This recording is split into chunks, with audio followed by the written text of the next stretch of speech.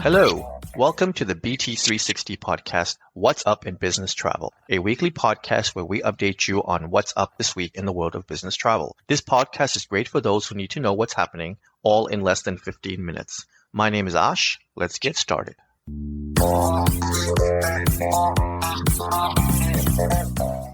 It is Monday, December 22nd, and we've completed week 51 of 2025.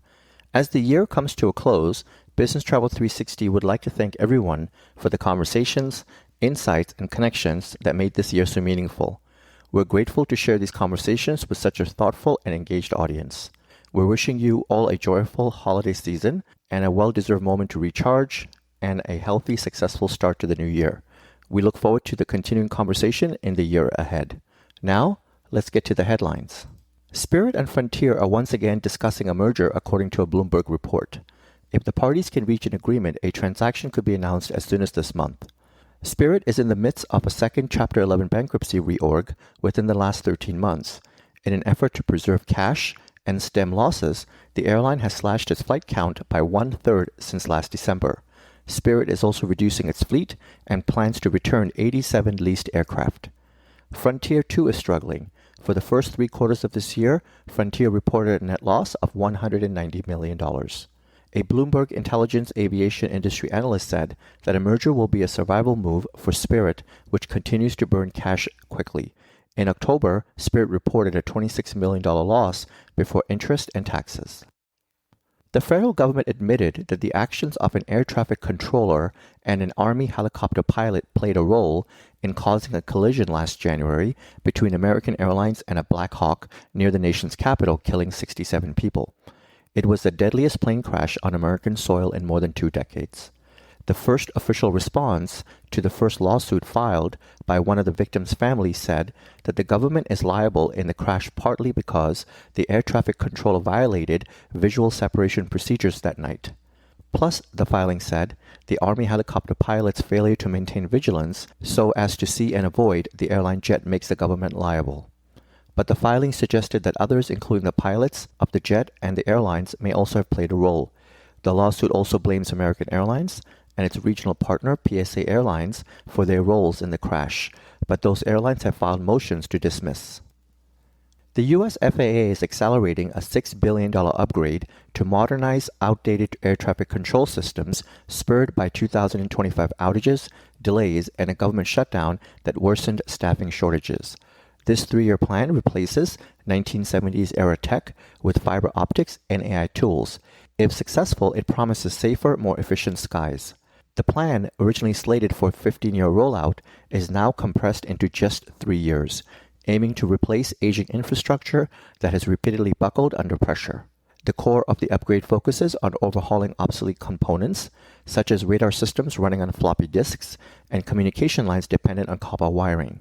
The FAA's plan includes deploying advanced fiber optics, automated collision avoidance tools, and enhanced training simulators to bring the system to a modern era.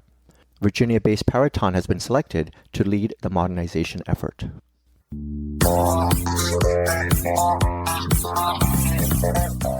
Now, in news that impacts the travel industry. After 4 consecutive months of record U.S.-based travel agency air ticket sales settled by ARC, November sales declined 1.4% year-over-year to more than $7.5 billion. Passenger trips in November were nearly 20.5 million, down by 1% year-over-year. U.S. domestic trips declined 3.9% from a year prior to nearly 12.5 million, while international passenger trips increased nearly 4% to more than 8.1 million. The number of October trips sold by travel agencies, with at least 70% self-reported corporate and government business, had its steepest drop of the year so far, declining 11.3% compared with November 2024. September was the only month year-to-date with a year-over-year increase in the number of corporate trips identified by ARC. The latest Consumer Price Index shows that November airfares were down 5.4% year-over-year, That's a marked difference from September, when fares were up 3.2%. November's price drop may have been impacted by the federal government shutdown. In a filing in early December, Delta reported a temporary softening of demand in November, with healthy demand resuming when the government shutdown was over. Alaska Air Group reported a demand dip during the shutdown, following a recovery, though not a full one, in the ensuing weeks.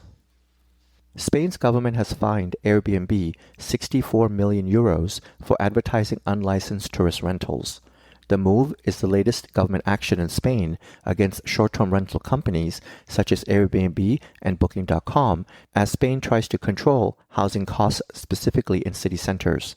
The Consumer Rights Ministry said that the rentals did not include license numbers, a requirement in many regions in Spain, or listed license numbers did not match what the authorities had.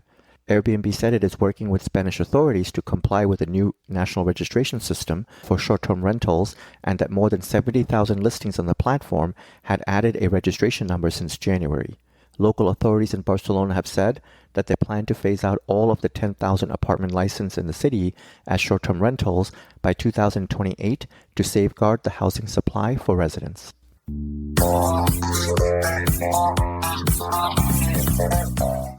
Let's get to the news of mergers and new partnerships. Air India has entered into an interline partnership with Gov't, the low-cost subsidiary of Singapore Airlines. The move signals the airline's sharper push into Asia-Pacific, as the partnership will increase Air India's reach across Southeast Asia, North Asia, and Australia via Singapore. By tapping into Gov't's destination network via Singapore, Air India's customers will be able to access many secondary and emerging leisure markets that were previously absent from its partnership map. Asia-Pacific remains the world's fastest-growing region for aviation, with intra-regional air travel demand surging at significant rates, according to the Chief Commercial Officer at Air India. Our new interline partnership with Gov't taps into that momentum. CCRA International has acquired ABC Global Services. The combined companies will operate as ABC CCRA. ABC's hotel program has nearly 60,000 hotels with negotiated rates and amenities. ABC also delivers a ground transportation program and travel insurance offerings. CCRA offers access to about 70 airlines via its air program with net and discounted rates. It also offers a 24/7 call center, the True Member program that accredits agencies with a True Code, and a network of suppliers. Turkish Airlines in early 2026 will become Southwest Airlines' sixth international partner. Customers will be able to have a single ticket for transatlantic trips between the US and Istanbul, with onward connections for each airline. Turkish Airlines flies from Istanbul to 14 US destinations, and the Southwest partnership will include 10 of them. It is by far the largest airline with which Southwest has partnered. Since announcing its first international partner, Iceland Air, in September 2024, Southwest has also partnered with China Airlines, EVA Air, Philippine Airlines, and Condor.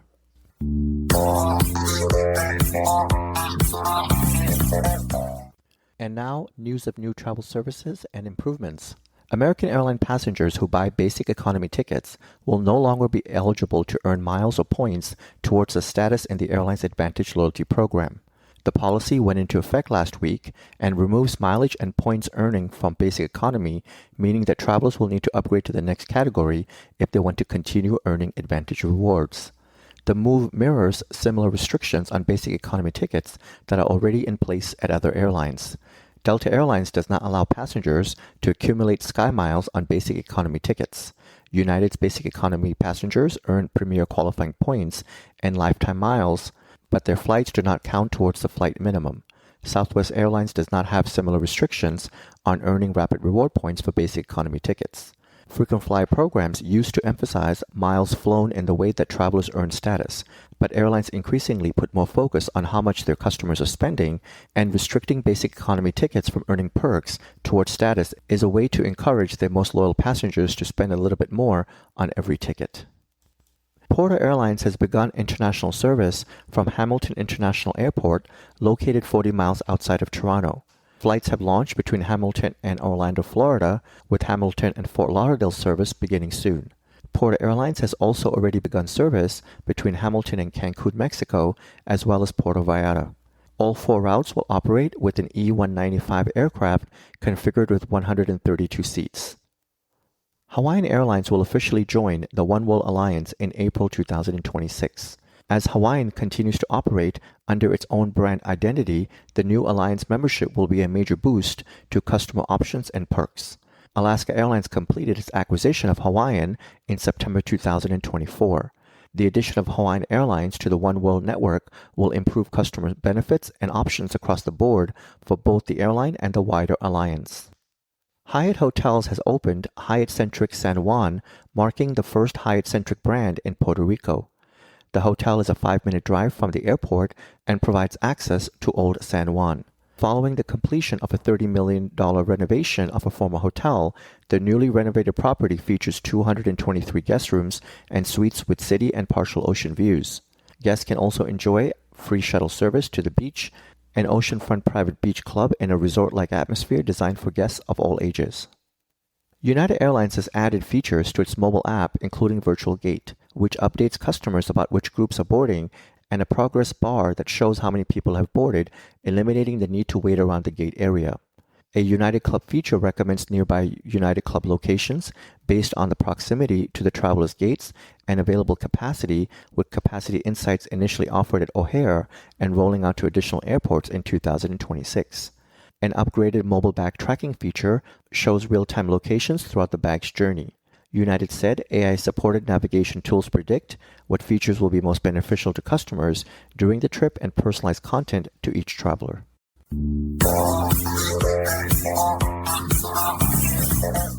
With that, thank you for joining us, and I would like to ask you to tune in again next week on Monday morning to get your weekly update.